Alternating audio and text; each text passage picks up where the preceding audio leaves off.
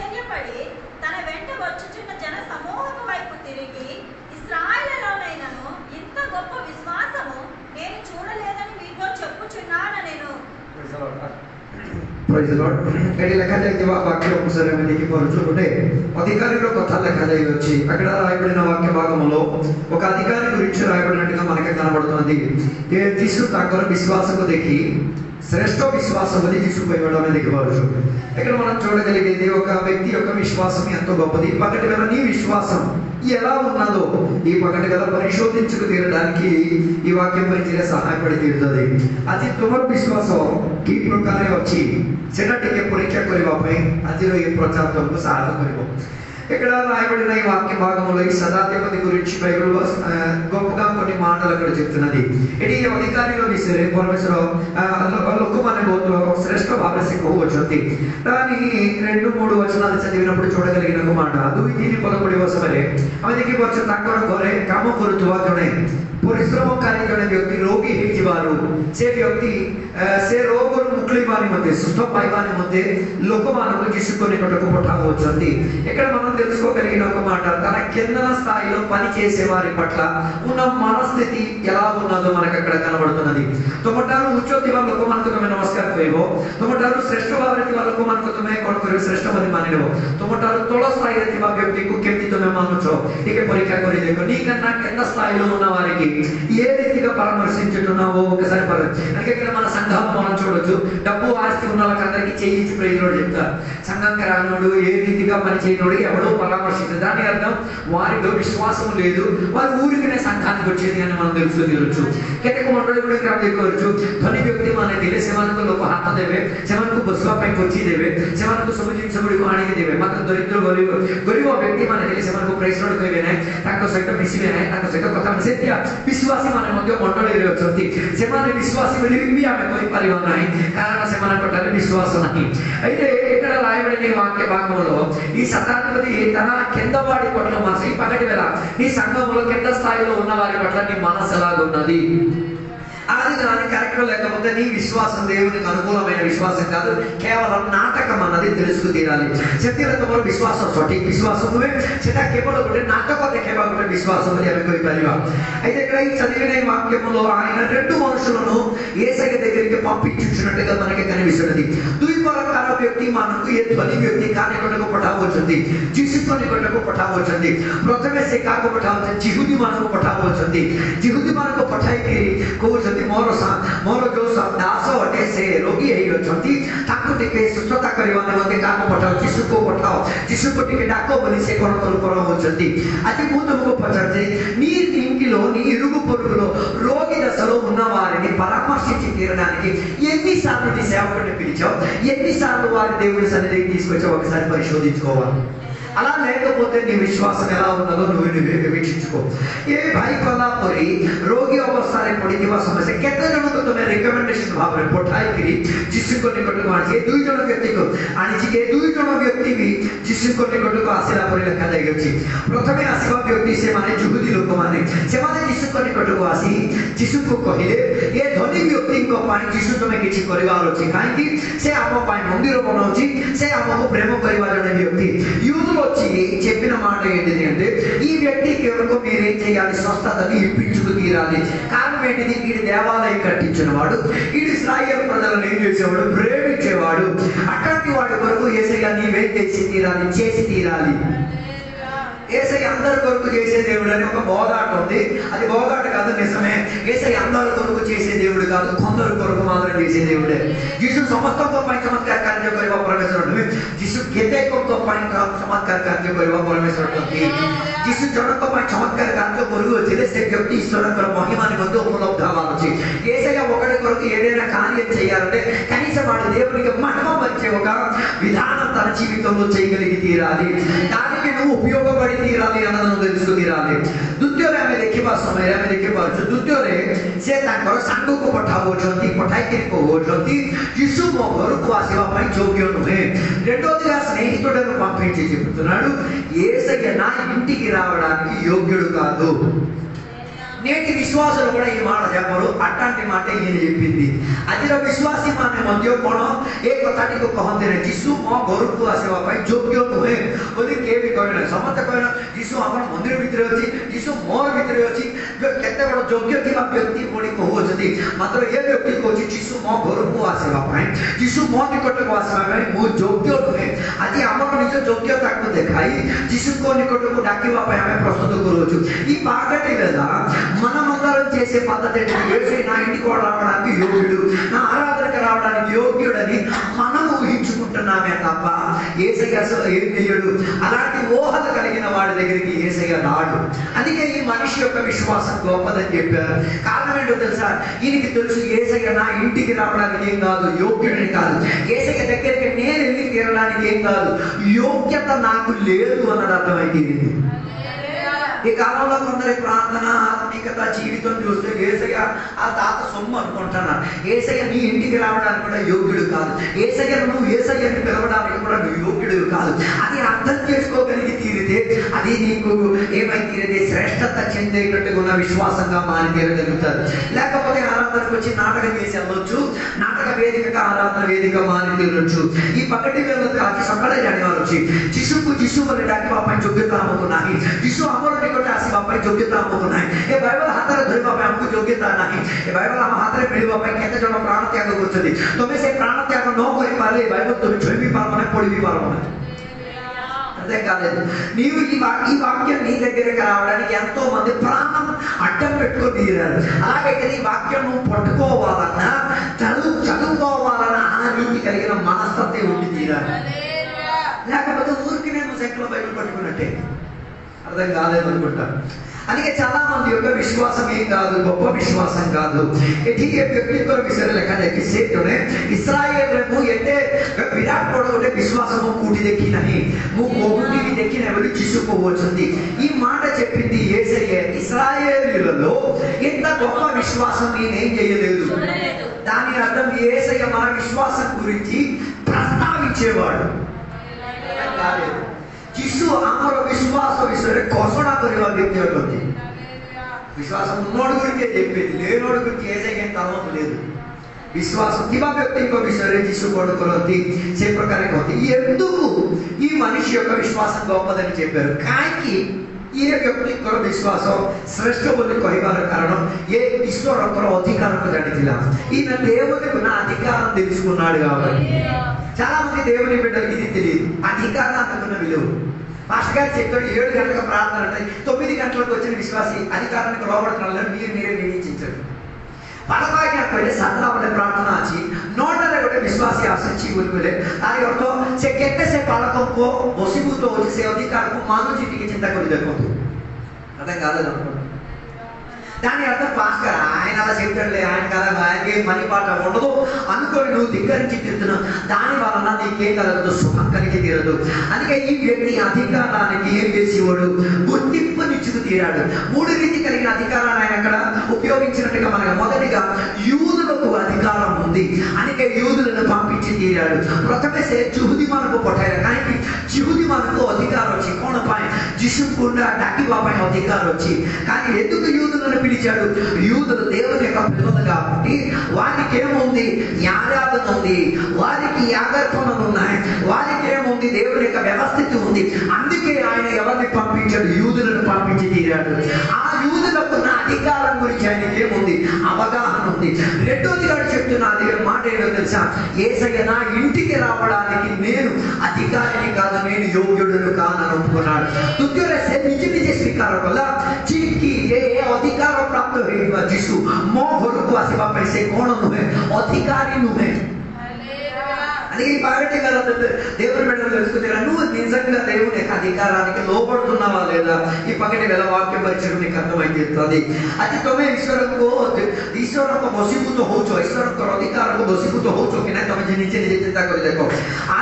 ଆଦି ପୁସ୍ତକ 1 ଅଧ୍ୟାୟରେ 1 ପଦରେ ପରମେଶ୍ୱର ଏ ପୃଥିବୀକୁ ନିର୍ମାଣ କରିବା ସମୟରେ ବଶୀଭୂତ ଆତ୍ମାରେ ସେ କଣ କଲେ, ଏ ପୃଥିବୀକୁ ନିର୍ମାଣ କଲେ ବୋଲି ଲେଖାଯାଇଅଛି।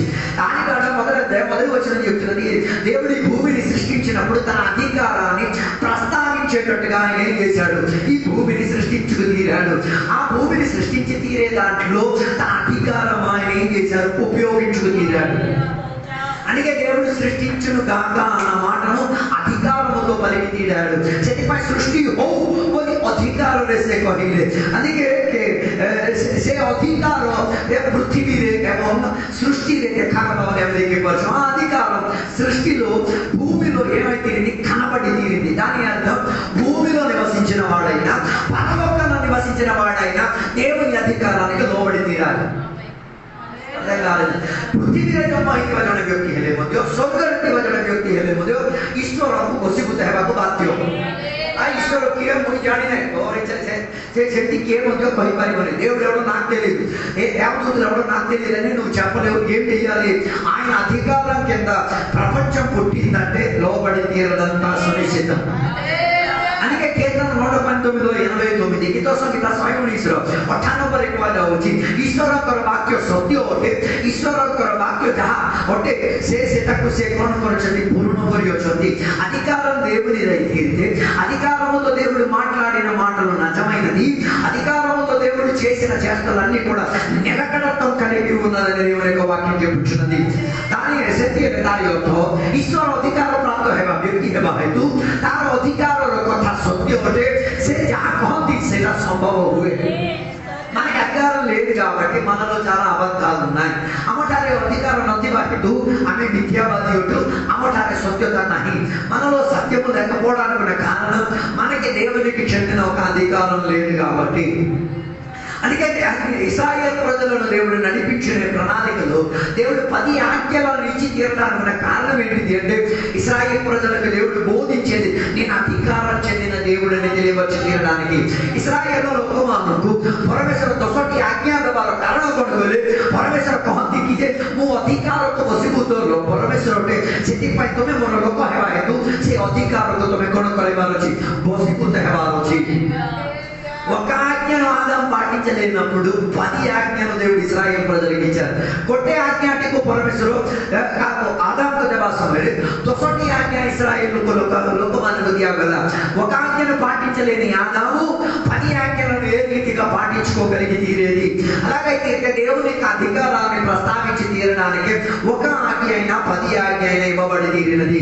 అందుకే ఈ కాలంలో కొందరికి ఏం అక్కర్లేదు, ఆజ్ఞలు అక్కర్లేదు. అందుకే కొందరు విచ్చలవిడిగా సంఘంలో ఉంటారు. କେତେଟି ବିଶ୍ୱାସୀ ମାନେ ଦେଖନ୍ତୁ ଗାଈ ଗୋରୁ ମାନଙ୍କ ପରି କାଟିବେ ବିଶ୍ୱ ମଣ୍ଡଳୀରେ. ଗାଈ ଗୋରୁ ମାନଙ୍କୁ କ'ଣ ଆମର ରୋଡ ମାନଙ୍କରେ କେତେ ଗାଈ ଗୋରୁ ମାନେ ବୁଲୁଛନ୍ତି, ସେମାନଙ୍କୁ କିଏ ନାହିଁ, ଚଳେଇବା ଲୋକ ନାହିଁ, ଟାଇମରେ ପାଣି ଦେବା ଲୋକ ନାହିଁ, ଟାଇମରେ ତାକୁ ସୁରକ୍ଷା କରିବା ଲୋକ ନାହିଁ. ସେମାନେ ଗୋରୁ ଭଳିଆ ବୁଲୁନ୍ତି, କୋଉ ଗାଡି ହେଲେ ବି ଧକ୍କା ଦେଇକି ସେମାନଙ୍କୁ ମାରି ଦିଅନ୍ତି. କାରଣ କ'ଣ? ସେମାନଙ୍କୁ ଅଧିକାର ନାହିଁ. ଏମିତିକା କେତୋଟି ବିଶ୍ୱାସୀ ମାନେ ସେମାନଙ୍କୁ ବି କୌଣସି ଅଧିକାର ନାହିଁ, ଯେମିତି ପାଇଲେ ବୁଲୁଥିବେ. ମାତ୍ର ଗୋଟେ ଦିନ ଜାଣିବାର ଅଛି ସେ ଅଧିକାର ପରମେଶ୍ୱର ଗୋଟେ ଦିନ ସେ ଗାଈକୁ ବୁଝେଇ ଦେବେ. କେବେ? ଯୋଉଦିନ ସେ మరువ సేదన అధికారంలో సే జానిపరివో. అందుకే చాలా మంది సంఘ బిడ్డలు విచ్చలవిడిగా తిరుగుతుంటారు. ఊర్లో తిరుగుతున్న ఆవుల్లాగా. వాటికి ఎవరు ఉండరు, అధికారం ఉండదు, నాయకులు ఉండదు, ఏ బండి గుద్దుకెళ్ళిపోయినా ఎవరు అడిగేది లేదు. అలా అధికారం చెందిన దేవుని బిడ్డలు అలా కాదు. దేవుడిచ్చిన ఉడంబడికకు, దేవుడిచ్చిన వాగ్దానానికి ఏమై తీరాలి? లోబడేటట్టుగా తీరాలి. అందుకే ఈ ధనం కలిగిన ఈ శ్రేష్ఠుడు దేవుని యొక్క అధికారాన్ని తెలిసిన వాడు కాబట్టి ఆడు డైరెక్ట్ గా దేవుని దగ్గరికి వెళ్ళదు, ఇశ్రాయేలీయులను దేవుడి దగ్గరకు పంపించేది.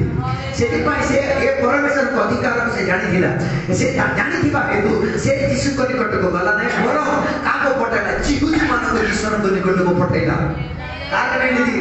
వారికి దేవునికి ఉన్న అధికారం వాళ్ళు యోగ్యముగా పొందుకు తీరడానికి అర్హులు కాబట్టి, వారికి ఆజ్ఞలు ఉన్నాయి కాబట్టి వారు దానికి అర్హులని చెప్పబడింది. రెండోదిగా బైబిల్ చెప్తున్న మాట, యేసయ్యకున్న అధికారం గురించి ఆయనకు అవగాహన ఉంది.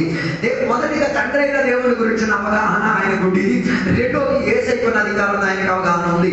ପ୍ରଥମେ ପିତା ପରମେଶ୍ୱରଙ୍କର ଅଧିକାରକୁ ସେ ଜାଣିଥିଲେ, ଦ୍ୱିତୀୟରେ ପ୍ରଭୁ ଯୀଶୁ କୃଷ୍ଣଙ୍କର ଅଧିକାରକୁ ସେ ଜାଣିଛନ୍ତି ବୋଲି ଆମେ ଦେଖିପାରୁଛୁ. ମାର୍କ ସୁବାର୍ତ୍ତାର పుస్తకం 1వ అధ్యాయం 22వ వచనం, మార్కు లిఖిత సుసమాచారం 1వ అధ్యాయం 22 ପଦରେ ପ୍ରଭୁ ଯୀଶୁ କୃଷ୍ଣଙ୍କର ପ୍ରଚାର ଅଧିକାରମୟ ପ୍ରଚାର. ସେଥିପାଇଁ ଯୀଶୁ ଯୋଉଠି ବି ସେ ପ୍ରଚାର କରୁଥିଲେ ସେ ଅଧିକାରକୁ ଦେଖାଉଥିଲେ. యేసయ్య ఎక్కడెక్కడ వాక్యం బోధించుకు తీరాడు, అక్కడక్కడ తన అధికారాన్ని ఏం చేశాడు? ప్రస్తావించుకు తీరాడు. దాని అర్థం వాక్యం ప్రస్తావించిన వాడు అధికారం చెందినవాడు, వాక్యం విన్నవారు కూడా ఏం చేయాలి? అధికారానికి లోపడేటట్టు గుడి తీరాలి. అందుకే యేసయ్య వాక్య ఘోషణ ఎప్పుడు కూడా అధికారాన్ని ప్రస్తావించేది. ସେଥିପାଇଁ ଯୀଶୁ ଯେବେ ବି ପ୍ରଚାର କରୁଥିଲେ ତାଙ୍କର ପ୍ରଚାରରେ ସେ କ'ଣ ଦେଖୁଥିଲେ? ଈଶ୍ୱରଙ୍କର ଅଧିକାରକୁ ସେ ପ୍ରସ୍ତାବ କରୁଥିଲେ. అందుకే చాలా మంది ఇప్పుడు కూడా వాక్యముకున్న శ్రేష్టత ఏంటో తెలియదు. ଆଜି ବି ବିଶ୍ୱାସ ମାନଙ୍କୁ ଜଣା ନାହିଁ ବାକ୍ୟର ମହିମାନ୍ୱିତ ଶ୍ରେଷ୍ଠତା କ'ଣ. ସେଙ୍କର ବାକ୍ୟ పెట్టినది వాక్యం కాదు. ଆମର ପାଖରେ ବାଇବେଲ ଧରିକି ବୁଲିବାଟା ସେଟା ବାକ୍ୟ ନୁହେଁ. ବାକ୍ୟ କୋଉଟା ଗୋଟେ ଯେ ଯୋହନ ଲିଖିତ ସମାଚାର 1:1 యోహాను సువార్తలో పుస్తకం 1:13 మాట ఆది యందు వాక్యం దేవుడై ఉన్నాడు. దాని అర్థం రాయబడిన వాక్యం సునిశ్చితం దేవుడే. అర్థం కాలేదు. బైబిల్ దేవుడు అని నేను చెప్పలేదు. బైబిల్ దేవుడు పరమేశ్వరుడి ముఖమైన బైబిల్ లిఖిత పదకుడికో ఈశ్వర అవుతుంది. మొదటి తిమోతి చెప్పిన మాట దేవుడి యొక్క వాక్యం దేవుడి జీవశ్వాస. తిమోతి పుస్తకం వచ్చి ఈశ్వరకర వాక్యం ఈశ్వరకర విశ్వాసం. అలాగైతే వాక్యానికి జీవం ఉంది కాబట్టి మనం బతుకుని ఉన్నాం. అర్థం కాలేదు. ବାକ୍ୟରେ ଜୀବନ ଥିବା ହେତୁ ଆମେ ବି ଆଜି କ'ଣ ହେଇଅଛୁ? ବଞ୍ଚିକିରି ଅଛୁ. దాని అర్థం దేవుడు వాక్యమై తీరితే వాక్యానికి దేవుని బిడ్డలు ఏం చేయాలి? లోబడాలి. వాక్యం ఆభరణం తీయాలి. అర్థం కాలేదు. వాక్యం పాపం చేయొద్దని చెప్పి చేయకూడదు. వాక్యం వచ్చి ଅଳଙ୍କାର ପିନ୍ଧ ନାହିଁ. ତୁ ପିନ୍ଧିକି ଆଇଲେ ସେ ବାକ୍ୟ ତୁ କ'ଣ କରୁଛୁ? ଅଧିକାର ଦେଖ. అర్థం కాదు. ବାକ୍ୟ କହୁଛି ପାପ କର ନାହିଁ. ମୁଁ ପାପ କରିବି. କାହାକୁ ମାନ୍ୟ ଦେଉను? ఈశ్వరంలో మాన్య దేవుడు. అర్థం కాలేదు. మెల్లిగా చెప్పు. ఎక్కడెక్కడ తగలాలి. హలో, ఎవరిని ఎదిరిస్తున్నావు? କାହାର ବିରୋଧ କରୁଛୁ? ବାକ୍ୟର ବିରୋଧ କରୁଛୁ. ବାକ୍ୟ କିଏ ଅଟନ୍ତି? ଈଶ୍ୱର ଅଟନ୍ତି. ତାରି ଅର୍ଥ ତମେ ବାକ୍ୟର ବିରୋଧ କରିବା ସମୟରେ ଈଶ୍ୱରକୁ ଦୁଇ ଜଣକୁ ତମେ ବିରୋଧ କରୁଛ. ବାକ୍ୟକୁ ବିରୋଧ କରୁଛ, ଦୁଇ ఈశ్వరకు విరోధం కూర్చో.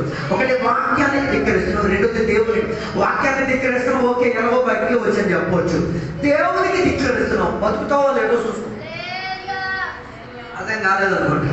ବାକ୍ୟକୁ ତମେ କେତେ ହେଲେ ବି କ'ଣ କରିବ? କିଛି ଅସୁବିଧା ନାହିଁ ବୋଲି ଛାଡ଼. ଈଶ୍ୱରଙ୍କର ବିରୁଦ୍ଧରେ ଠିଆ ହେଲେ అందుకే బైబిల్ చెప్పేది ఆయన యుద్ధానికి బయలుదేరి తీరితే ఆ యుద్ధము గెలుపు సాధించుకు తీరేంటే తన శత్రువులు ఏమైతే చెదిరిపోగలిగి తీరుతారు. అలాగైతే ఎదిరించిన వాడు దేవుని బిడ్డ కాదు, ఆయన దేవునికి శత్రువు. ଯେ ଈଶ୍ୱରଙ୍କର ବିରୁଦ୍ଧ ଜାତି ଅଟନ୍ତି ସେ ଈଶ୍ୱରଙ୍କର ଶତ୍ରୁ ଅଟନ୍ତି. ସେଥିପାଇଁ ଯୀଶୁଙ୍କର ବାକ୍ୟ ଅଧିକାରରେ ଘୋଷଣା କରିବା କାରଣ କ'ଣ? ଶତ୍ରୁମାନେ ମିତ୍ର ହେଇଯିବାର ଅଛି. శత్రువులు మిత్రులై తీరాలి. ఎలా మిత్రులై తీరేది? అలంకారం తీయమని చెప్పి నువ్వు మిత్రుడు అవుతావు. పాపం చేయొద్దని చెప్పి నువ్వు మిత్రుడు అవుతావు. అర్థం కాలేదు. హల్లెలూయా, ప్రైజ్ ది లార్డ్. దాని అర్థం శత్రువుగానే ఉండి నేనేం చేస్తాను? సాధించేస్తాను. ఏం పర్లేదు. ఈరోజు నువ్వు శత్రువుకే కొన్ని గడియ పోయిన తర్వాత నిన్ను దేవుడి తరిమి తీసేది నువ్వేమి చేయొచ్చు, చూచి తీరొచ్చు. అందుకే వాక్యం ఏమేమి సత్యాలు బోధిస్తున్నాయో అది నిన్ను దేవుడితో మిత్రత్వము కొరకు, దేవుడితో ఉన్న ఐక్యతకు తీసుకొచ్చి తీరడానికి ଈଶ୍ୱରଙ୍କର ବାକ୍ୟ ଘୋଷଣା କରିବାର କାରଣ କ'ଣ? ତମେ ଶତ୍ରୁ ଅଟ, ଈଶ୍ୱରଙ୍କର ମିତ୍ର ଭାବରେ ତମେ କ'ଣ ପରିବର୍ତ୍ତିତ ହେବା ପାଇଁ ସେଟା ଗୋଟେ ଅବସର ଅଟେ. అందుకే కదా దేవుడు యేసయ్య ఒకసారి దేవాలయానికి వెళ్ళిన టైంలో దేవాలయం లోపల దెయ్యం పట్టినోడు ఉన్నాడు. ମାର୍ଗଟିରେ ଦୋଷ ସମାଚାର ଦେଖିପାରିବ. ପ୍ରଥମ ଅଧ୍ୟାୟରେ ଦେଖିବ ଯୀଶୁ ଗୋଟେ ଥର ମନ୍ଦିରକୁ ଗଲେ. ମନ୍ଦିର ଭିତରେ ଜଣେ ଭୂତଗ୍ରସ୍ତ ଜଣେ ବ୍ୟକ୍ତି ମନ୍ଦିର ଭିତରେ ଥିଲେ. అక్కడ బైబిల్ చెప్తున్నది చర్చిలో విశ్వాసి మాత్రం కాదు, పాస్టర్ గారు కూడా దెయ్యం పట్టినోడే. మండలిలో విశ్వాసి మాత్రమే పాస్టర్ మధ్య భూతగ్రస్త జన వ్యక్తి ଥିଲା. ఇప్పుడు నా ప్రశ్న, చర్చి లోపల దెయ్యం రావచ్చా? దెయ్యం పట్టినోడు రావచ్చా? పాస్టర్ కూడా దెయ్యం అవ్వచ్చా? సింపుల్.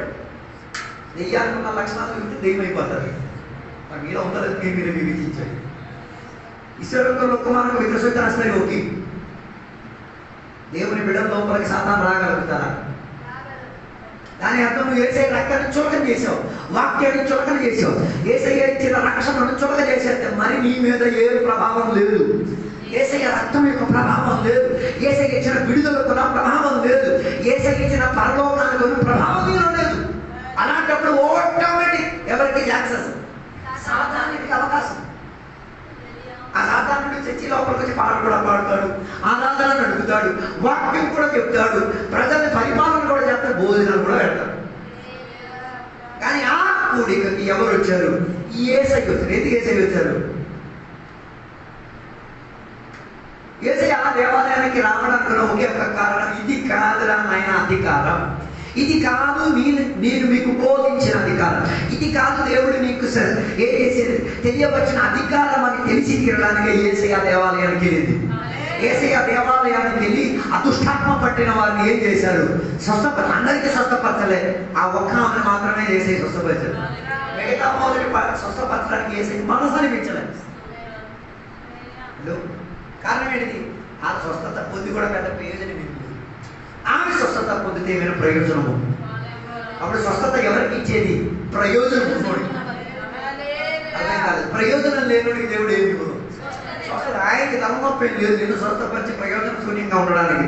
దాని అర్థం దేవుని యొక్క వాక్యానికి అధికారం ఉంది. ఆ అధికార ప్రస్తావనే సంఘం లోపల ఏం చేసింది? శుద్ధీకరణ తీసుకొచ్చి తీరింది. ఇంకా మార్కొసు వార్తలకు పుస్తకం 2వ అధ్యాయానికి వచ్చినప్పుడు ఆయన పాపాలను క్షమించే దాంట్లో అధికారాన్ని ప్రస్తావించి తీరాడు. పాపములను క్షమించగలిగే యోగ్యత కేవలం దేవునికి మాత్రమే. దేవుడు ఒక్కడే పాపములను ఏం చేసుకోగలిగేది? క్షమించగలిగి తీరేది. మనుషుల పాపములను క్షమించగలిగే యోగ్యత కేవలం యేసయ్యకు మాత్రమే. అప్పుడు పాపం క్షమింపబడి తీరాలంటే దాని మీద అధికారం చెందిన వాడు వచ్చి తీరాలి. మూడవదిగా అదే మార్కొసు వార్తల పుస్తకములో 1:27 చదివితే దెయ్యముల పైన ఆయనకి ఏముండేది? అధికారం ఉండేది. దాని అర్థం దెయ్యములను వెళ్ళమని చెప్పితే వెళ్ళిపోయేది. వెంటనే వారి శరీరంలో ఏం చేసి తీరేది? విడిచిపెట్టి వెళ్ళి తీరేది. ఇంకా మార్కొసు వార్త 8వ అధ్యాయం 24-25 చదివినప్పుడు వాతావరణం అంతరిక్షం పైన ఆయనకి ఏముంది? అధికారం ఉంది. దాని అర్థం యేసయ్యకి ఇదే వాక్యం మీద ఆయనకు అధికారం ఉంది. మా పాపులను క్షమించి తీరడానికి ఆయన అధికారం ఉంది. దెయ్యములను వదలగొట్టి తీరడానికి ఆయన అధికారం ఉంది. వాతావరణాన్ని అదుపులో తీసుకురావడానికి ఆయనకి ఏముంది? అధికారం ఉంది. ఈ అధికారం గురించి ఎవరికి తెలుసు? ఈ అధికారం గురించి ఈ సనాధిపతికి అర్థమైనట్టుగా చెప్పబడుతున్నది. ఏ అధికారం విషయానికి జానిదిಲ್ಲ, ఏ ಧ್ವನಿ ವ್ಯಕ್ತಿ ಜಾಣಿದಿಲ್ಲ, ఏ ଅଧିକାରୀ କିମ୍ବା ଜଣେ ବ୍ୟକ୍ତି ଜାଣିଥିଲା। ସେ ଈଶ୍ୱରଙ୍କର ବାକ୍ୟର ଶକ୍ତି ଅଛି। ଈଶ୍ୱର ପାପ କ୍ଷମା ଦେଇପାରିବା କ୍ଷମତା ଥିବା ଜଣେ ବ୍ୟକ୍ତି। ଈଶ୍ୱର ଭୂତକର୍ତ୍ତମାନଙ୍କ ଉପରେ ଅଧିକାର ପ୍ରାପ୍ତ ଜଣେ ବ୍ୟକ୍ତି। ଈଶ୍ୱର ପ୍ରଭୁ ଯୀଶୁ ଖ୍ରୀଷ୍ଟ ଏ ପୃଥିବୀର ସବୁ କାର୍ଯ୍ୟ ଗୁଡ଼ିକକୁ ଅଧିକାର ପ୍ରାପ୍ତ ଜଣେ ବ୍ୟକ୍ତି ବୋଲି ସେ ପ୍ରସ୍ତାବ କରିବାଟା କିଏ ଜାଣିପାରିଲା? ଏ ସେ ଅଧିକାରୀ ଜାଣିପାରିଲା। మూడోదిగా పరిశుద్ధాత్మకు కలిగిన అధికారం. యోహాను సువార్తల పుస్తకం 16వ అధ్యాయం 13వ వచనం, యోహాను లిఖిత సుసమాచారం 16వ అధ్యాయం 13 पवित्र आत्मा को अधिकार दिया जाएगा। कौन అమ్మవారికి చొలైవాని ఉంటే పరిశుద్ధాత్మకు దేవుడు అధికారాన్ని ఇచ్చేది నడిపించుకు తిరగడానికి. దాని అర్థం పరిశుద్ధాత్మలో నిండుబాటు పొందలేకపోతే నీకు గైడెన్స్ లేదు. तो पवित्र आत्मा रे भर्ती न हेले तुमको पवित्र आत्मा चलाइबने आउ के तुम चलाइबो అర్థం కాలేదు. అందుకే బైబిల్ చెప్తున్నది ఆత్మలో నిండిన వారై ఉండి తీరాలి. ସେଥିପାଇଁ ବାଇବଲ କହୁଛି ପବିତ୍ର ଆତ୍ମାରେ ଭର୍ତ୍ତି ହୁଅ। ଭର୍ତ୍ତି ନ ହେଲେ ଆଉ କଣ କି ଗୋଟେ ଜିନିଷ ତମ ଭିତରେ ଭରିଯିବ, ସେଟା କଣ ତମେ ବିବେଚନା କର। అందుకే ఇక్కడ చెప్పిన మాట ଈଶ୍ୱର ପବିତ୍ର ଆତ୍ମା ତମଠାରେ ଆସିଲେ ପବିତ୍ର ଆତ୍ମା ତମଠାରେ ଅବତୀର୍ଣ୍ଣ ହେଲେ ତମକୁ କଣ କରିବେ? ଗାଇଡ୍ କରିବେ, କେମିତି ଚାଲିବାର ଅଛି ସେ ଆମକୁ ଶିଖାଇବ। పరిశుద్ధాత్మ నీలోకి వచ్చి తీరితే ఎలా నడవాలి ఆయన ఏం చేసి తీరుతాడు. అందుకే కొందరికి ఎలా నడవాలో తెలియట్లేదు, କେମିତି ଚାଲିବାର କାହିଁକି? ନିଜ ବୁଦ୍ଧିରେ ଚାଲୁଛନ୍ତି, ନିଜ ଜ୍ଞାନରେ ଚାଲୁଛନ୍ତି, ଲୋକ କହିଲା ଭଳି ଚାଲୁଛନ୍ତି। ସେଥିପାଇଁ ସେମାନେ ଜାଣିପାରୁନାହାନ୍ତି କି ଯେ పవిత్ర ఆత్మ చలైవ ప్రణాళికରେ ଚାଲିବାର ଅଛି। పరిశుద్ధాత్మ నడిపించే ప్రణాళిక గురించి కొందరికి అవగాహన లేదు కాబట్టి వాళ్ళు ఎలా నడుస్తున్నారో వారికి అర్థం కావట్లేదు, అర్థం కాలేదు। ఇప్పుడు నడిపించి తీరడానికి మనిషి లేకపోతే గుడ్డివాడు ఏం చేయలేదు, నడవలేడు। ଗୋଟେ ଅନ୍ଧ ବ୍ୟକ୍ତି କାହିଁକି ଚାଲିପାରୁନାହିଁ? କାହିଁକି? ତାକୁ ପଥ ଦର୍ଶକ କିଏ ନଥିବା ହେତୁ। ସେତେବେଳେ ପବିତ୍ର ଆତ୍ମା ଆମକୁ ପଥ ଦର୍ଶକ ଭାବରେ ରହି ସେ ଆମକୁ କଣ କରୁଅଛନ୍ତି? ଚଲାଉଅଛନ୍ତି। ସେମିତି ଚଲାଇବାର ଅଛି ବୋଲେ ତୁମେ ପବିତ୍ର ଆତ୍ମାରେ ଭର୍ତ୍ତି ହେବାର ଅଛି, ତୁମର ମଣ୍ଡଳୀ ପବିତ୍ର ଆତ୍ମାରେ ପୂର୍ଣ୍ଣ ହେବାର ଅଛି, ତୁମର ଜୀବନଶୈଳୀ ପବିତ୍ର ଆତ୍ମାରେ ଭର୍ତ୍ତି ହେବାର ଅଛି, ତୁମର ଗୀତ ପବିତ୍ର ଆତ୍ମାରେ ଭର୍ତ୍ତି ହେବାର ଅଛି, ତୁମର ଉଚ୍ଚାରଣ ପବିତ୍ର ଆତ୍ମାରେ ଭର୍ତ୍ତି। ସେମିତି ହେଲେ ଗାଇଡେନ୍ସ ମିଳିବ, ଚଲାଇବା କ୍ଷମତା ମିଳିପାରିବ। పరిశుద్ధాత్మ నిండిన వారైతే నిండిన వారికి దేవుడు నడిపించుకోగలిగి తీరేది। లేనోడు ఆడితో చెంది తానగా నచ్చింది, పరిశుద్ధాత్మ నడిపించిన వారి గురించి బైబిల్ చెప్తున్న మాట, ఆ పేతురు అదే రీతిగా తన సేవకుడు కూర్చొని ప్రార్థన చేసినప్పుడు పరిశుద్ధాత్మ దేవుడు సంఘానికి చెప్పారు, ఈయన మరి ఇక్కడ ఉండకూడదు, ఈయన ఏం చేయాలి, ప్రయాణానికి పంపించాలి. పరిశుద్ధాత్మ నడిపింపు ఉంటే సంఘం చెప్పింది వింటారు. అర్థం కాదు. నడిపింపు కలిగిన వారు చెప్పినప్పుడు ఆత్మ నిండిన వారు విని దాని అనుసరించి చేస్తారు. आत्मारे बसीभूत होइतिबा मंडली पवित्र आत्मारे भर्ती होई जहा कहंती पवित्र आत्मारे भर्ती होइतिबा व्यक्ति माने सेरा सुनी चालंती. हालेलुया. आपण परिशुद्ध आत्मा छावनी చెప్పిన వినట్లేదంటే దాని అర్థం ఏ ఆత్మ నీలో వ్యాపరుతుంది. నిన్ను గైడ్ చేసేది పరిశుద్ధాత్మ కాదు, ఇంకేదో ఆత్మ గైడ్ చేస్తున్నది. కాబట్టి సంఘం చెప్పేది ఇది మేము మండలికి పోయిన మూత్రంలో కోసం తెలియదు. సంఘం చెప్పి ఆదివారం రోజు సంఘం చెప్పింది దీని దిన ఉపవాసం చీమలి ତିନି ଦିନ ଏଠି କ'ଣ ଅଛି ବୋଲି ଉପବାସ ଅଛି ବୋଲି ପବିତ୍ର ଆତ୍ମା ଚଲା ଯାଇଥିବା ଲୋକମାନେ ହିଁ ଆସିପାରିବେ, ବାକି ପାଇପାରିବେନି. హలో, నేను ఎవరికి చెప్తున్నానో నాకే అర్థం కావట్లేదు. నేను అనుకున్న అన్య మతస్థుల దగ్గర వాక్యం బోధిస్తున్నానేమో అని నాకు అనిపిస్తుంది. ବିଜାତି ମାନଙ୍କ ନିକଟରେ ବାକ୍ୟ ଘୋଷଣା କଲା ପରେ ମତେ ଲାଗୁଛି କାହିଁକି ତୁମମାନେ ନୂଆ ନୂଆରେ ଶୁଣିଲା ଭଳିଆ ଶୁଣୁଛ. ଠିକ ମତେ ସେଥିରେ ଅସୁବିଧା କିଛି ନାହିଁ. రెండో దిగా యోహాను సువార్తలకు పుస్తకం 16వ అధ్యాయం 8వ వచనం చెప్తున్నది. యోహానునికి సమాచారం 16వ అధ్యాయం 8వ ପଦରେ କୁହାଯାଉଛି ପବିତ୍ର ଆତ୍ମା ତମ ଭିତରେ ଉଲ୍ଲାସ ଆସିବା ସମୟରେ ପାପର ବିଷୟରେ, ଧାର୍ମିକତାର ବିଷୟରେ, ବିଚାରର ବିଷୟରେ ପରମେଶ୍ୱର ତୁମକୁ କ'ଣ କରିବେ, ଜ୍ଞାନ ଦେବ ନା ବୁଝାଇବେ ବୋଲି କହୁଛନ୍ତି. పరిశుద్ధాత్మ నీ మీదకి వచ్చేటప్పుడు పాపము గురించి, తీర్పును గురించి, నీతిమంతునిగా నిలబడి తీరాలనుకున్న విషయం గురించి పరిశుద్ధాత్మ నీకేం చేసి తీరుతుంది, బోధించి తీరుతుంది. దాని అర్థం పరిశుద్ధాత్మ నీలో ఉంటేనే పాపం చెయ్యొద్దు అన్న విషయం గుర్తించొచ్చేది. అర్థం కాలేదు. ପାପ କର ନାହିଁ ବୋଲି କହିବା ସଚେତନା କେବେ ଆସୁଛି, ଯେବେ ପବିତ୍ର ଆତ୍ମା ତୁମ ଭିତରେ ଅଛି. ପବିତ୍ର ଆତ୍ମା ନ ଆସେ ସବୁ ପ୍ରକାର ପାପ କରୁ ଆସି ମଣ୍ଡଳରେ ବି ବୁଝିପାରିବ କାହିଁକି କିଏ ତୁମକୁ ସାହାଯ୍ୟ କରିନାହିଁ. ପବିତ୍ର ଆତ୍ମା ତୁମକୁ ସାହାଯ୍ୟ କରିନାହିଁ, ଏଇଟା ପାପ ବୋଲି ବୁଝେଇବା ନିମନ୍ତେ. ସେଥିପାଇଁ ବାଇବଲ କହୁଛି ରୋମିଓ ପୁସ୍ତକ 14 ଅଧ୍ୟାୟ 23 ପଦ, ଯୋଉଟା ତମେ సందేహంలో నెవ్వొచ్చ ସେଟା పాప ଅଟେ. ఏది నీవు సందేహంతో తీసుకుంటున్నావో అది ఏమై తీరేది, పాపమై తీరేది. जो ଜିନିଷକୁ ସନ୍ଦେହରେ ନେଉଛ ସେଟା ପାପ ଅଟେ. जो ଜିନିଷକୁ ବିଶ୍ୱାସରେ ନେଉଛ ସେଟା ପାପରୁ ମୁକ୍ତି ପାଇବା ଅବସ୍ଥା ଅଟେ. ସେଥିରେ ଆଦାମ ହବା କରିବା ପାପ କ'ଣ, ସେମାନେ କାହାକୁ ବିଶ୍ୱାସ କଲେ, ଶୈତାନକୁ ବିଶ୍ୱାସ କଲେ, ଈଶ୍ୱରଙ୍କୁ ବିଶ୍ୱାସ କଲେ ନାହିଁ. ସେମାନେ ସନ୍ଦେହ କଲେ. କାହାକୁ ସନ୍ଦେହ କଲେ, ଈଶ୍ୱରଙ୍କୁ ସନ୍ଦେହ కలే. దేవునినే సందేహపడ్డారు. దేవుని యొక్క వాక్యాన్నే సందేహపడ్డారు. దేవుని యొక్క వాక్యం చెప్పుచున్నది, ఈ వాక్యం అనుసరించి నడిస్తే నీకు సకల నియమనలు వస్తాయి. నన్ను విశ్వసించకపోతే తప్పే అవడదు. దాని అర్థం వాక్యం చెప్పుచున్నది, ఈ వాక్యములో రాయబడి ఉన్న దీవెనలన్నీ నీ మీదకి వస్తాయి. మరి లేదు నాకు శాపమే ఉంది అని నాయన అభిషాప ప్రాప్తం తమరు అభిషాప దాని అర్థం వాక్యాన్ని చాలా మంది సందేహిస్తున్నారు, దేవుని యొక్క సేవకులను సందేహిస్తున్నారు, దేవునినే సందేహించుతున్నారు. బైబిల్ కହୁଛି କାହିଁକି విశ్వాసମାନେ మిథ్యారాధన କରୁନାହାନ୍ତି, ମାନେ ମୂର୍ତ୍ତି ପୂଜା କରୁନାହାନ୍ତି. ఎందుకు దేవుని బిడ్డలు విగ్రహారాధన చేయట్లేదు? విగ్రహారాధన చేయకపోవడానికి ఉన్న ఒకే ఒక కారణం, అందులో ఏం లేదు, సత్యత లేదు, అందులో వాస్తవికత లేదు. ମୂର୍ତ୍ତି ପୂଜା ନ କରିବା, ବିଶ୍ୱାସୀମାନେ ମୂର୍ତ୍ତି ପୂଜା ନ କରିବାର କାରଣ କ'ଣ, ସେଥିରେ ସତ୍ୟତା ନାହିଁ. ସେଇଟା ଆମକୁ ସନ୍ଦେହ ଆଣିପାରିବ. నీకు సందేహం తెచ్చలేదు నాది లేదు. మీ ఇంట్లో ఒక ఫోటో ఉంది, ତମର ଘରେ ଗୋଟେ ଫଟୋ ଅଛି, ସେଟା ମୂର୍ତ୍ତି କି ନାହିଁ କେମିତି ଜଣା ପଡ଼ିବ? ଏଠି ଗୋଟେ ଫଟୋ ଅଛି, ଏଟା ମୂର୍ତ୍ତି କି ନାହିଁ କେମିତି ଜଣା ପଡ଼ିବ? ఎలా తెలుస్తుంది ఇదొక విగ్రహం అని?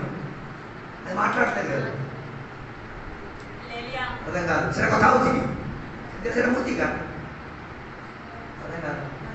దాని అర్థం అది విగ్రహం అన్నది నీ మనసాక్షి నీకేం చేయట్లేదు, ఒప్పించట్లేదు. నా తప్పు, నీ తప్పు, పరిశుద్ధాత్మ లేకపోవడం అది. అది నాకు ఎలా తెలిసింది, అది విగ్రహం అన్నది, ఆ ଫଟୋ ବିଗ୍ରହ ମାନନ୍ତି. ସେ ଫଟୋ ବୋଲି କହିବା ଜିନିଷ ଗୋଟେ ମୂର୍ତ୍ତି ବୋଲି କେମିତି ଜଣା? ପବିତ୍ର ଆତ୍ମା ମୋତେ ଜଣାଉଛି. କାହିଁକି? ଏଇଟାକୁ ତୁମେ କ'ଣ କର ନାହିଁ, ପ୍ରଣାମ କର ନାହିଁ, ଏଇଟାକୁ ତୁମେ ଅଧିକ ଶ୍ରେଷ୍ଠ ମାନ ନାହିଁ. କାହିଁକି? ଏଇଟା ଗୋଟେ ମୂର୍ତ୍ତି ଅଟେ. ଏମିତିଆ ଗୋଟେ ମୂର୍ତ୍తి ମୁଁ ରଖିଲେ କାହାର ବିରୁଦ୍ଧ? ఈశ్వరుడు విరుద్ధ କରି ମୁଁ పాపం వచ్చి నేను దేవుని వ్యతిరేకంలో ఉండి నేను పాపం చేయించున్నాను అన్నది పరిశుద్ధాత్మ దేవుడిని బోధించింది. అందుకే కొన్ని ఇంటికి వెళ్ళిన మొత్తం దోమలే. कहते विश्वास मान को बोलूं पूरा मूर्ति जाटका न भांगी पारेवा मूर्ति ତାପରେ ହାଲେଲୁୟା ସ୍ତୋତ୍ର ପ୍ରେଜ୍ ଲର୍ଡ ଆଗ ବାସ୍ତୁ ଆମର ବିଜାତି ମାନଙ୍କର କଥା କହୁଛନ୍ତି ମୁଁ ଈଶ୍ୱରଙ୍କ ଲୋକମାନଙ୍କର କଥା କହୁଛି ତମର ଘରେ ମୂର୍ତ୍ତି ଅଛି କି ନାହିଁ ତମେ ପବିତ୍ର ଆତ୍ମାରେ ଭର୍ତ୍ତି ହେଇ ଭାଗ అది నీ ఇష్టం నీవు ఆత్మలో నిండి అది పాపం అని గుర్తించి నువ్వు దాన్ని అనకూడదు దేవునికి మించి ఏ దేవుని యొక్క వాక్యానికి మించి దేనిని నువ్వు అధికంగా భావిస్తావు అదే విగ్రహం ବୁଝିପାରୁନାହାନ୍ତି ଈଶ୍ୱରଙ୍କର ବାକ୍ୟକୁ ଈଶ୍ୱରଙ୍କ ନାମକୁ ଈଶ୍ୱରଙ୍କର କାର୍ଯ୍ୟଗୁଡ଼ିକ ଠାରୁ ଶ୍ରେଷ୍ଠ ଭାବରେ ଯୋଉ ଜିନିଷକୁ ତୁମେ ପ୍ରେମ କରୁଛ ସେଟା ତମର ମୂର୍ତ୍ତି నీ కొడుకుని నువ్వు ఎక్కువ ప్రేమిస్తున్నావు విగ్రహం నీ కూతురు నువ్వు ఎక్కువ కనబడుతున్నావా విగ్రహం నీ భర్తను నువ్వు హైలైట్ చేస్తున్నావా విగ్రహం నీ పనిని నువ్వు హైలైట్ చేస్తావు నీ విగ్రహం అదే मूर्ति पूजा कूड़ा तुम पिला को बेसी प्रेम कर मूर्ति तुम स्वामी को बेसी मानुछ मूर्ति तुम चाकरी को बड़ मानुछ मूर्ति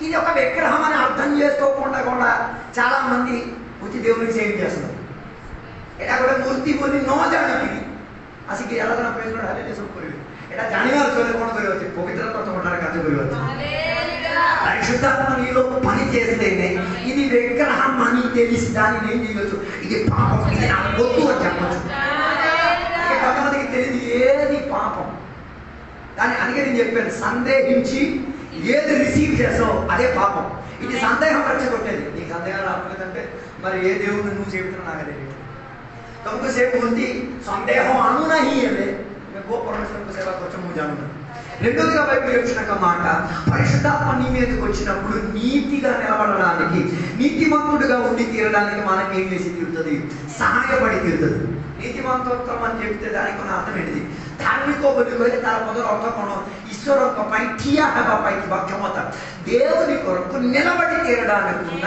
యోగ్యత నీతిమంతులతో అందుకే ఎలా మనకి ఎలా మనం నీతిమంతులు అయితేనేది విశ్వాసమే మనల్ని నీతిమంతులుగా మార్చింది అబ్రహాం విశ్వాస ద్వారా ధార్మిక గుణాలనే అబ్రహాం విశ్వాసము ద్వారా నీతిమంతుడిగా ఇందాక నేను చెప్పాను పాపం గురించి నీకు అవగాహన అయితే అది విగ్రహం అని నీకు తెలుస్తుంది తెలిస్తే అది నీకు సందేహం రెచ్చగొట్టేది అది నా వద్దు నాకు విశ్వాసం రెచ్చగొట్టేది కావాలని ఆత్మకు వస్తుంది దానికే దేవుడు పరిశుద్ధాత్మ ఇచ్చింది అప్పుడు నీకు విశ్వాసం అన్నది అర్థమై తీరినప్పుడు నిన్ను నిలకడతో కలిగి నిలబెట్టేది పరిశుద్ధాత్మ దేవుడే ଜାଣିଲ ଏଇଟା ପାପ ବୋଲି ତମେ ଜାଣିଲ ଏଇଟା ତମକୁ ସନ୍ଦେହ ଆଣିବା ବିଷୟ ବୋଲି ଜାଣିଲ ଏଇଟା ମତେ ବିଶ୍ୱାସ ନ ଦେବା ଜିନିଷ ଜାଣିଲ ତାକୁ ଘୃଣା କରି ବିଶ୍ୱାସକୁ ତମେ ସ୍ୱୀକାର କରିନେବା ସମୟରେ ଠିଆ ହେବା ପାଇଁ ଥିବା ଯୋଗ୍ୟତା ପରମେଶ୍ୱର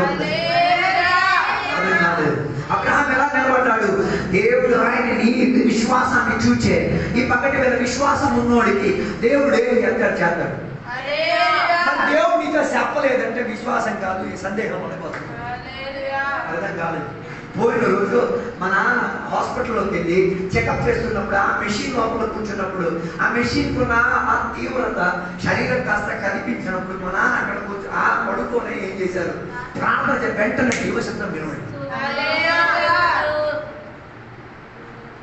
నేను ఎక్సైట్ అయిపోయాను అరే బాబు ఆ గది లోపల కూర్చున్నప్పుడు చీకటి ఉన్న గది ఓ లైట్ మాత్రం వెలుగుతుంది మెషిన్ లోపల ఉన్నారు ఇలా దైవ శబ్దం వినబడింది దాని అర్థం ఆయన దైవ శబ్దానికి ఏమై ఉన్నారు ఆలకించేటట్టు నీకు ఎన్ని రోజుల ముందు దైవ శబ్దం వచ్చింది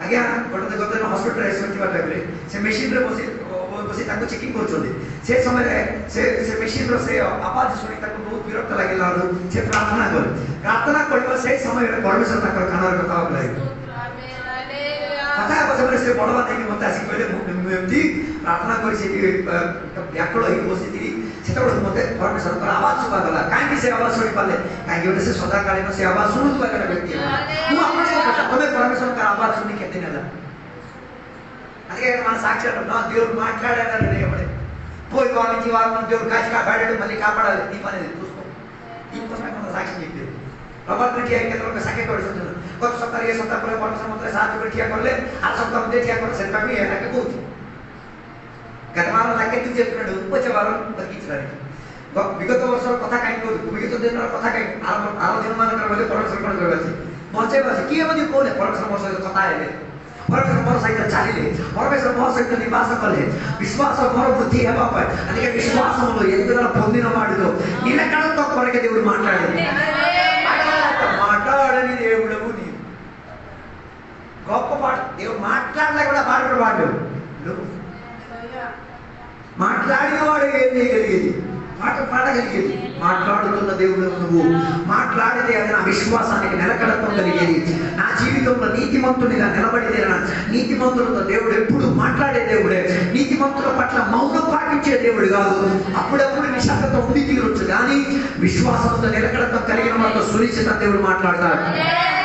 विश्वासरे हमरो हे धन्यवाद भगवान कनिमते परमेश्वर पर आवाज प्रस्तुत होते सेमाने कर्म देई सुनिले परमेश्वर कथा बापा प्रस्तुत होती అలా విశ్వాసంతో ఉన్న వాళ్ళ నీతిమంతులుగా నిలబడగలిగితే నీతిమంతులుగా నిలబడిన వాడే దేని గురించి భయపడేది? తీర్పుల గురించి భయపడేది.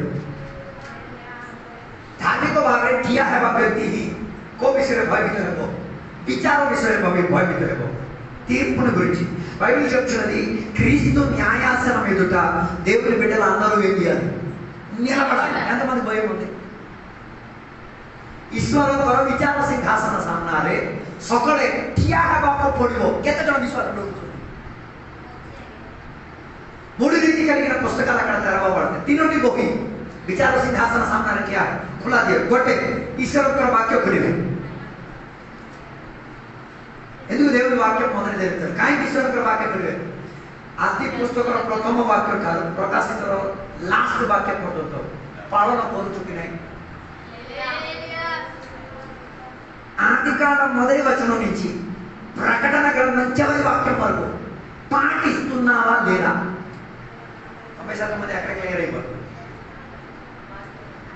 హలో, ఈరోజు బైబిల్ తెచ్చడం నీకేం అనిపించట్లేదు. నిన్న దినం మా గారు వాక్యం చెప్తున్నప్పుడు చెప్పారు, దేవుని యొక్క వాక్యం మీద చదివేటప్పుడు కొందరికి ఏడుపోతున్నది, కొందరు కన్నీరు. ఎందుకు?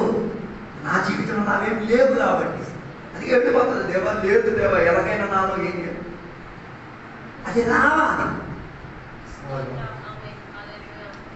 కానీ అతను ఈ వాక్యం విడదీసేటప్పుడు నిలబడతావా లేదా ఇక్కడే పరిశోధించుకో.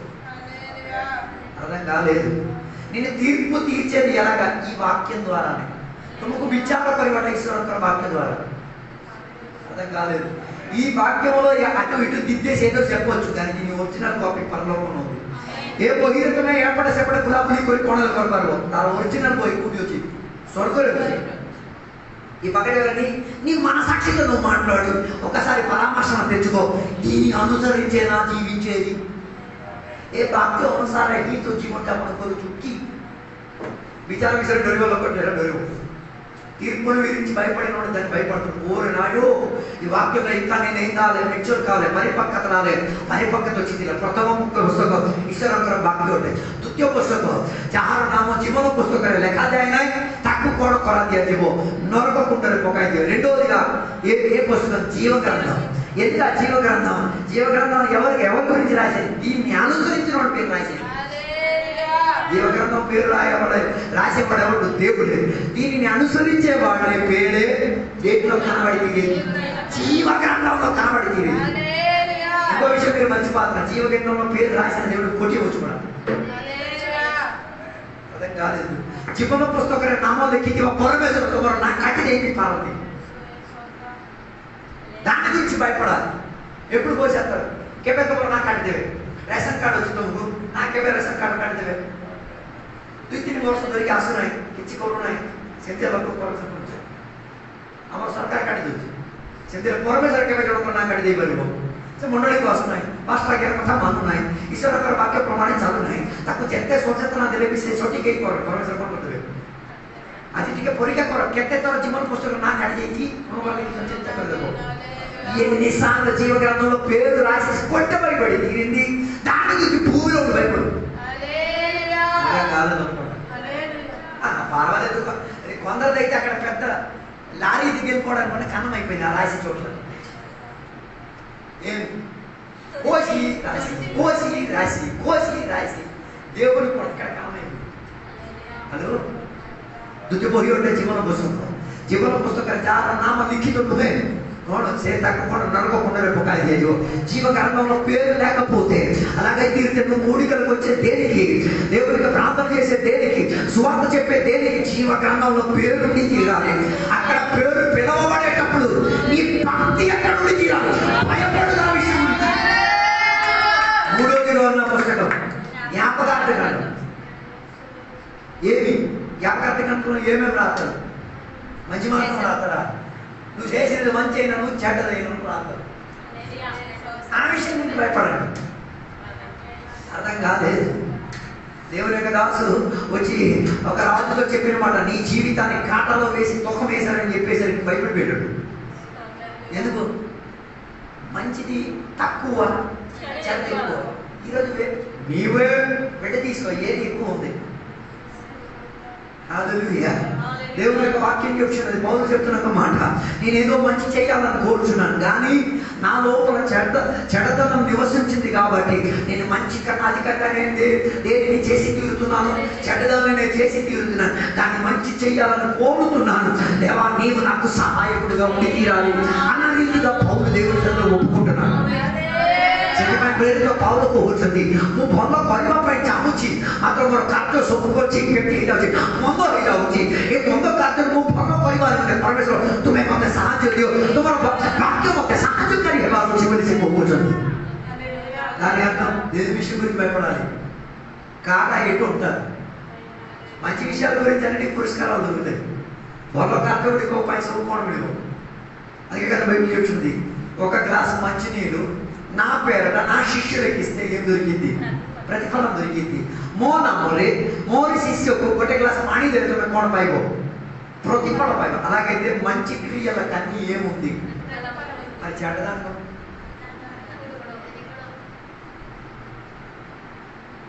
మంచి క్రియలకు అన్ని ప్రతిఫలం దొరికేసేటప్పుడు చెడ్డ క్రియలకు పొలకర్తకు సొమ్ము ప్రతిఫలం నివాసే కొలకర్తకుడికి చెడు కార్యాలకన్నిటికీ ఏమైతే తెలుసా? నీ లోపల ఉన్న వెలుగు ఆరిపోతూ ఉంటుంది. నీతియుక్తమైన వెలుగు దేవుడు నీకు ఇచ్చినది ఏమైపోతుంది? దాని అర్థం నువ్వు కలర్ ఎక్కువ అవ్వాలా, కలర్ ఫేడ్ అవ్వాలా నిర్ణయించేది ఇదే. ఏది? నో, నీ చేసిన తప్పులే అందుకే కదా పునరుద్ధానంలో తేడా ఉందని బైబిల్ చెప్పేది. నీతిమంతుల పునరుద్ధానంలో తేడా. కొందరు సూర్యుని వలె వెలిగిస్తారు, కొందరు చంద్రుని వలె వెలిగిస్తారు, కొందరు నక్షత్రాలు వలె వెలిగిస్తారు, కొందరు అప్పుడప్పుడు వెలుస్తున్న నక్షత్రాలు వలె వెలుస్తారు, కొందరు ఇంకెలా వెలుగుతారు మీరే వివేచించండి. ସେଥିପାଇଁ ଧାର୍ମିକ ମାନଙ୍କର ପୁନରୁଦ୍ଧାନରେ କେତେ ଲୋକ ସୂର୍ଯ୍ୟ ପରି ଚମକିବେ, କେତେ ଲୋକ ଚନ୍ଦ୍ର ପରି ଚମକିବେ, କେତେ ଲୋକମାନେ କ'ଣ ନକ୍ଷତ୍ର ପରି ଚମକିବେ, କେତେ ଲୋକ ତ ଆପେ ଆପେ ଦେଖାଯାଉଥିବେ, ଟିକେ ଦେଖାଯିବ ବନ୍ଦ ହେଇଯିବ, ସେମିତିଆ ନକ୍ଷତ୍ର ଭଳି ସେମାନେ ଚମକୁଥିବେ. ସେମିତି ରୀତିରେ ସେମାନଙ୍କୁ କ'ଣ ଅଛି? ଭିନ୍ନତା ଅଛି.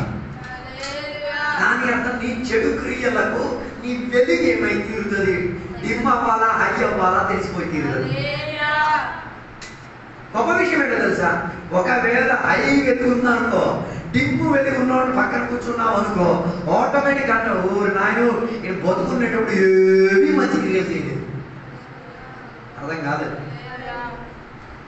నా మాటలు నేను ముగించాలని కోరుచున్నాను. దాని విషయం గురించి భయపడండి.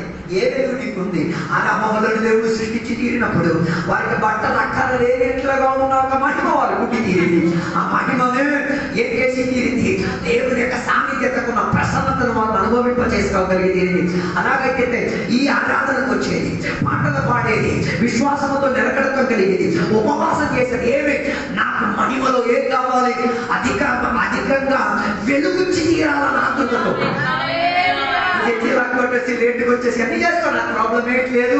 జీవితాంతం మేము గుర్తిస్తాం ఏమని? నీ చెడు క్రియలు ఎక్కువ ఉంది. దాని గురించి భయపడండి. నీతిని గురించి భయపడ్డామని పరిశుద్ధాత్మ చెప్పేది ఏంటో తెలుసా?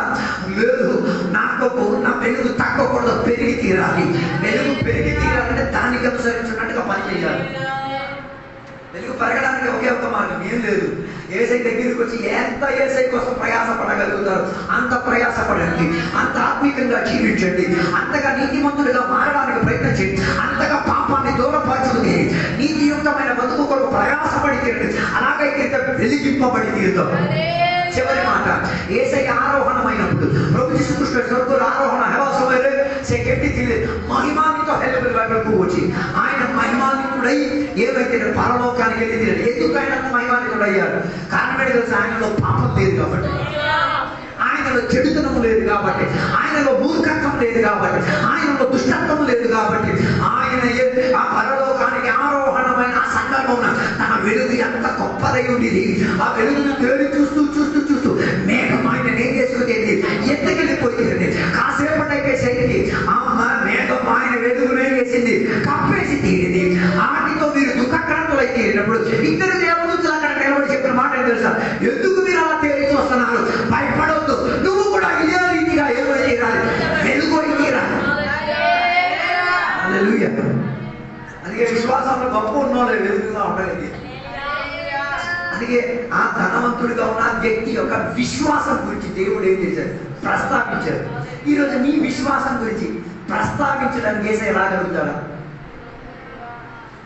లేకపోతే మీరు అసలు విశ్వాసమే కాదు. నీ గురించి అందరూ పొగుడుతారు. తొమ్మిది విషయాలు సొంత పొడవలో ఖర్చుపోయి చీసు 9 విషయాలు కొట్టే పొల ఖర్చుపోయిపోయి ఒక్క మంచి క్రియ యేసయ్య నీ గురించి చెప్పగలుగుతారా? చెప్పలేకపోతే ఉపవాస ప్రార్థన కూడా దానికి ఒక పరిహారం చేసింది. అది పొరస కొట్టే కొత్త పోయి పరిగణనే আমার মন্ডলী বিক্রে কথা কইবা না কবি জানতো না জনে মরিব লেখা কইবে সব মিছে টাকা কইবে చనిపోయేటప్పుడు 90% మంది అబద్ధాలు చెప్తారు. సమాధి కార్యక్రమం వెళ్తే తెలుస్తుంది. సమాధి కార్యక్రమం వల్ల ఎక్కడ పోయి కొన పోతుంది. అదో మా అమ్మ చనిపోయినప్పుడు ఎవరు చెప్తారు? సంగబడి అది ఏం చేయలేదంట మా అమ్మ సంగబడి పట్ల నాకు కనపడేది ఏం చేయలేదు. అందుకే చెప్పడానికి ఏం రాలేదు. ఏదికి దొరికినా చెప్పలేకపోయింది. ఇప్పుడు చెప్తే ఏం లేదు. హలో, మరణించిన గడువు వచ్చిన సందర్భంలో కొందరు వచ్చి మంచి చెప్పండి, వారు చేసిన మంచిది. అబద్ధాలు చెప్పని నేను చెప్పట్లేదు. మరి మంచితనం హృదయాల గురించి చెప్పడానికి ఆడవుతుంది. ఏంటిది? ఈ అమ్మ బతుకున్నప్పుడు మాకేం కుట్టించి ఇచ్చింది? బట్టలు కుట్టించింది. ఇది ఆ బట్టలు, ఇది ఆమె జీవిత జరిగే. ఈ బట్టలు కుట్టించడం మాత్రం కాదు, ఈ బట్టలు ధరించేటప్పుడు మాకు విశ్వాసం నిలకడతం జరుగుతున్నది. అందుకే నేను చెప్పి రావడానికి కూడా ఉద్దేశం. Can God say about you? దేవుడు నీ గురించి మాట్లాడగలిగి తీరుతాడా? మాట్లాడలేకపోతే విన్నాలు చేసిన వార్త వ్యర్థమైపోయి తీరుతుంది. అందుకే ఈ పక్కటి వెళ్ళ దాన్ని పరిశోధించుకు తీరుదాం. ఈ వాక్యం ద్వారా దేవుడు మనల్ని అందరూ కూడా దీవించును గాక. అలా వచ్చుకున్నాం, దేవునికి సమర్పించుకున్నాం, ప్రార్థన చేసుకున్నాం.